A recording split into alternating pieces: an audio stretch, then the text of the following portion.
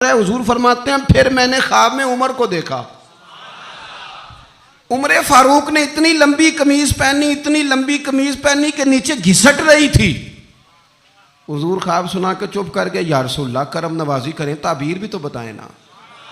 تو رسول کریم نے فرمایا اس کی تعبیر دین ہے. گویا فرما رہے اتنا لمبا کرتا حضرت عمر نے پہنا ہے کہ عمر تو دین کے اندر لپٹے ہوئے ہیں. اور عمر تو دنیا سے جا رہے تھے، آخری وقت تھا، زخم لگا ہوا تھا، خون بہہ رہا تھا، امت رو رہی تھی. دین نبی دا وانگ یتیمہ رووے تے کرلاوے، ان میں کتھوں لباں عمر بہادر جڑا مینو سینے لاوے. عمر فاروق شدید علیل ہیں، خون بہہ رہا ہے.